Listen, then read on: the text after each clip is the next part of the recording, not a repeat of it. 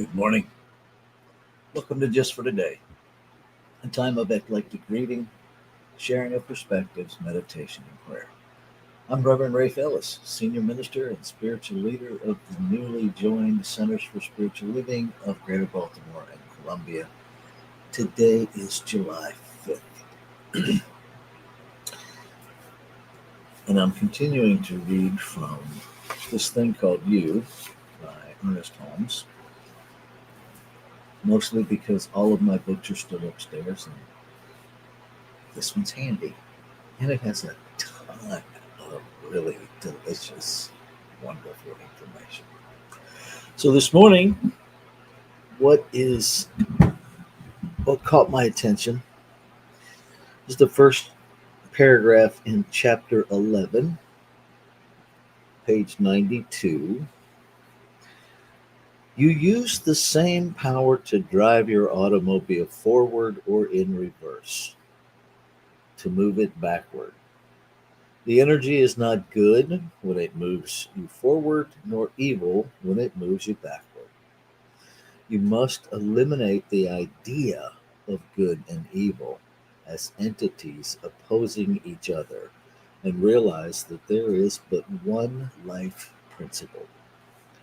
There is but one electric energy wherever it may be used, but one creative spirit wherever it is perceived, but one spiritual power wherever it is understood. So I'm going to read that again. You use the same power to drive your automobile forward or in reverse. The energy is not good when it moves you forward, nor evil when it moves you backward. You must eliminate the idea of good and evil as entities opposing each other and realize that there is but one life principle. There is but one electric energy wherever it may be used, but one creative spirit wherever it is perceived, but one spiritual power wherever it is understood. And I would submit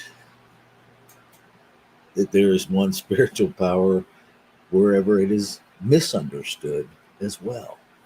That this whole idea of backward and forward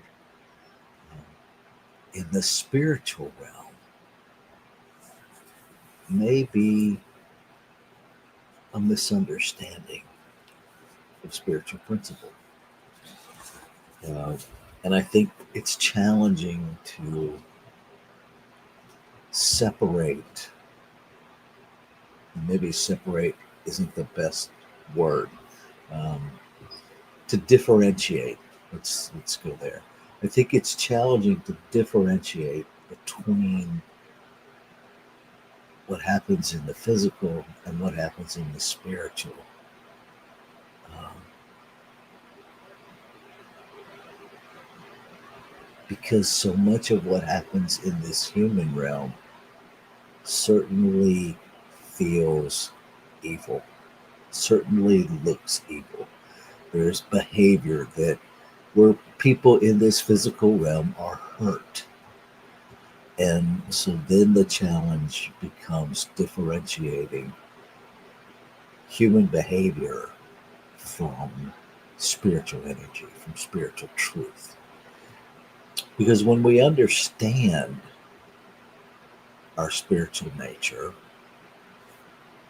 then we move into alignment with that. And when we're living in separation, when we're living in unawareness, when we're living in ignorance of the truth of our being, our behavior evidences that. And so perhaps one of the most brilliant things Ernest Holmes really gave us is this idea of healing our mental awareness, our spiritual mind treatment, to heal our spiritual mind, because that naturally brings us into alignment behaviorally in this human realm. When I know spiritual truth, when I know who I am, I know who you are. And so now I'm no longer experiencing separation between us. And now I can love the behavior even when I dislike the behavior's behavior. And no, I'm not just playing with words, it's not just semantics. This stuff is real. And even with all of the chaos that is happening here on planet Earth, and particularly in the United States of America, we can choose to be at peace. And we do have to choose it. It's not just magically going to happen. We have to do the mental, spiritual, not hard work, but heart work to choose peace. And so there it is. That's what's available to us. So I'm going to take us into our time of meditation. I think we'll read that paragraph one more time. We'll go into our 5-minute meditation.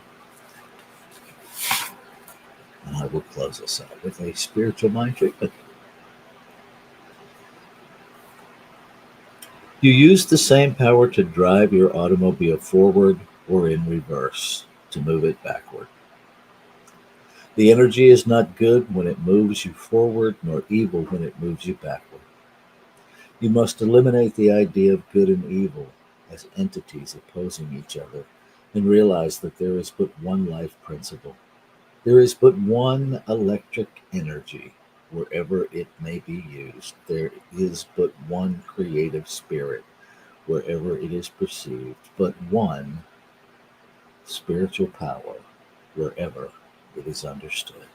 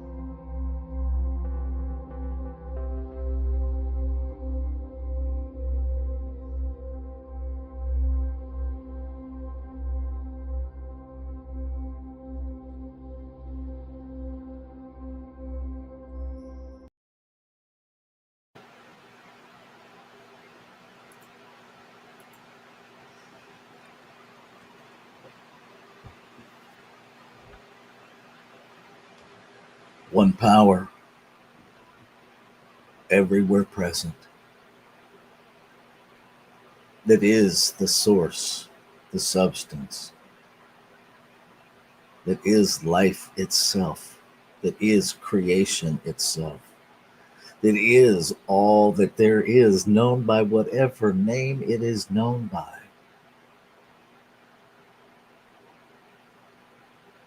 Omnipotence, omnipresence, omniscience, abundance,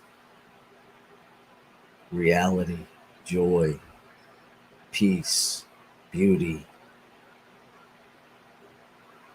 It is all. It is life. Great Spirit, the infinite, the divine, God, Buddha, Allah, Great Spirit, Elohim. It is all. Nameless, changeless. And yet we name it many things to talk about it.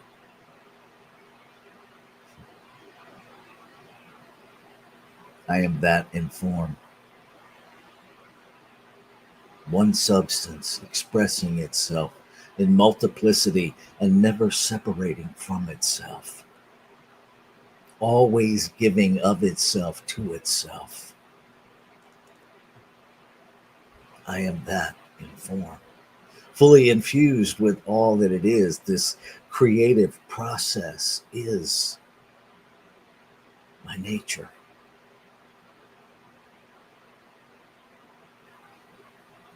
This substance of abundance, of intelligence, of reality, this nameless, changeless, infinite possibility is the truth of my being.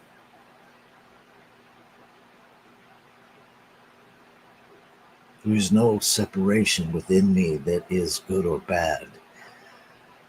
There is nothing within the makeup of me, the foundational essence and substance of me, that can ever be right or wrong. It is the use of what I am that is in alignment or in misalignment. And the use never changes the truth of my being. And what is true of me is true of all creation. And so I am one with the substance. I am one with every expression of the substance. This idea of I is simply one of those labels, a frame of reference for conversation. Never separate from the whole. No better than or less than. No more righteous and less righteous. All equally valued, equally precious, inseparable from the whole and one another. And so I speak my word, which is the infinite creative process within me, speaking itself into being, speaking a desire of itself to experience itself into being. I claim and affirm that every expression of humanity is awakening.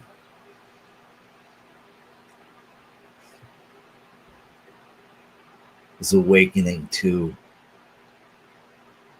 an awareness, an experience of the truth of being.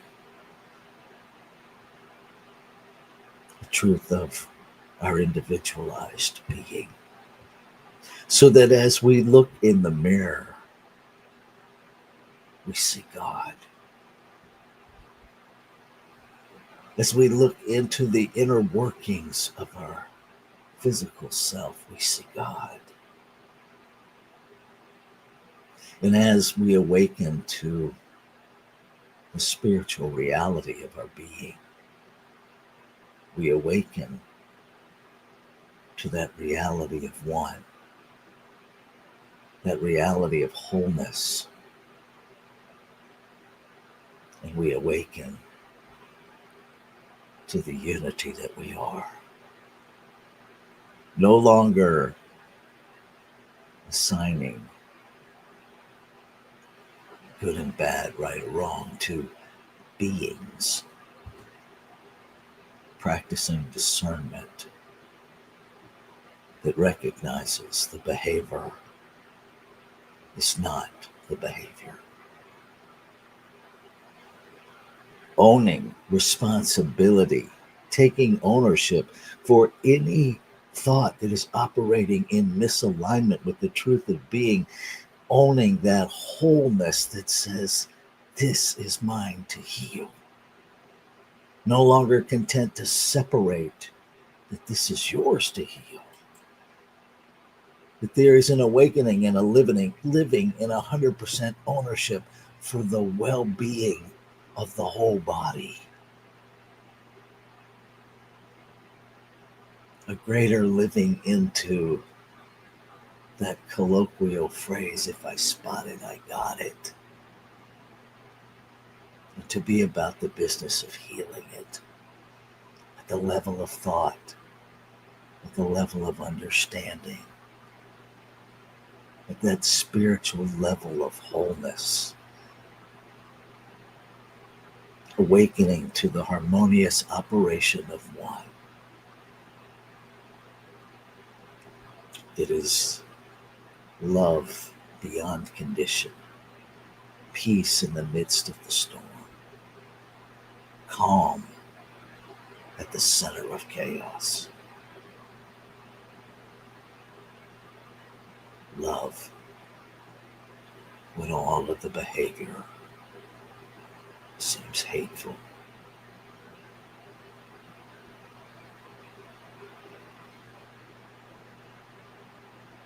And I celebrate that the word spoken is the word fulfilled.